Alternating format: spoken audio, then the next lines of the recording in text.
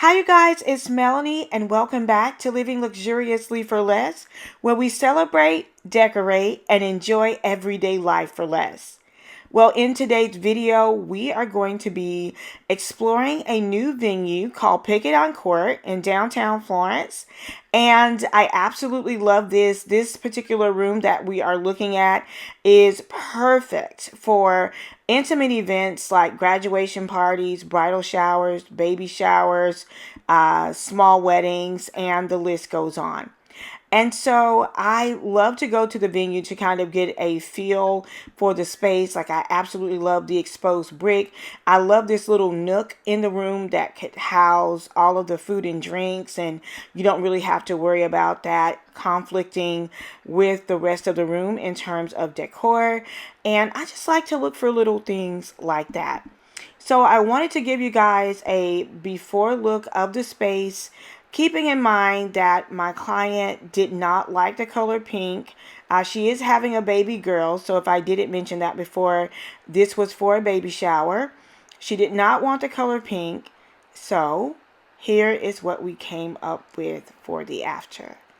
Yes, so we actually had to end up changing rooms because once the tables and everything was set up, it was really tight.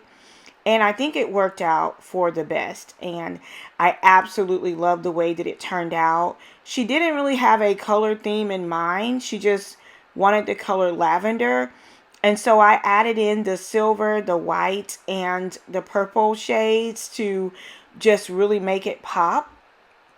And I wanted to do something a little bit different from, what had been trending and things that I've done in the past. I'm really just challenging myself to step out and to mix existing inventory with new inventory.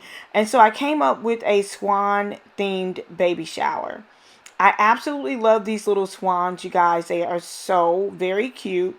I tied a lavender color ribbon around the necks, and then I did the feather centerpieces because I thought, the feather centerpieces were very appropriate to accompany the swans on each table. The rosette tablecloths that you see here are from E. Favormire. I will definitely leave a link down in the description box below for you guys to check them out. I absolutely love them.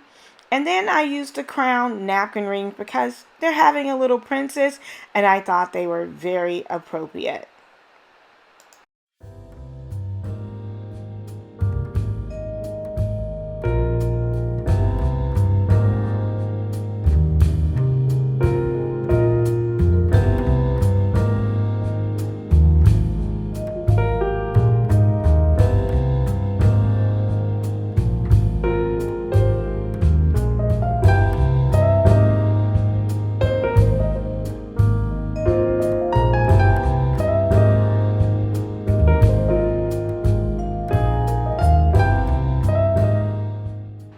Marquee lights are all the rave, and I absolutely love my new friender. Trey does an amazing job. I absolutely love his lights, and I really want to take this opportunity to thank him for us kind of styling all of the balloons. Now, our team did, blow them all up and all that, but he did style them behind the marquee letters for us because I was actually dealing with a sudden death in the family. And it really pays, you guys, to have frienders like this, along with a very dedicated team like Lanita. I mean, she just really stepped in and made this whole thing happen. I was out of town traveling, dealing with this, and just the way that it turned out was just absolutely impeccable. So when I got back in town, all I had to do was kind of give them instructions on how to blow the balloons up, and I mean, the rest was history. So I absolutely love the marquee lights and how they pop against that wall, and they really made a very beautiful focal point in the entire room. Now, here is an opposite view of the room. I could have very well draped this entire space, but I think it would have taken away from the character of the space, and that's what I really wanted to be on display for this particular event. I always, you guys know I love to add in my decorative pieces. The mirror box my friend found for me while shopping, and I absolutely love them because they elevate smaller centerpieces and just really make for a more dramatic look and feel in the overall space or the overall design of your space. You guys may have seen this dance floor before, but I'm all about repurposing when possible. So I just thought it was perfect for this space, especially since we had so much white space or void space to fill. So this dance floor is absolutely perfect for it. And I love the swans on the head table along with the mama swan and the baby swan. It just turned out so cute, you guys. And in terms of the centerpiece, I had no idea what I wanted to do, but I just knew I wanted to mix in the feathers and florals together. And so in the moment, I just decided to create, and I just felt like the outcome of it was really light and airy, and it just really felt I don't know, it just felt right for me. And so I just love the way that turned out. And this was kind of the view from the front of the room, and then we placed gifts and everything on the backstage. And the back two tables is where the cakes and the desserts for the baby shower was held.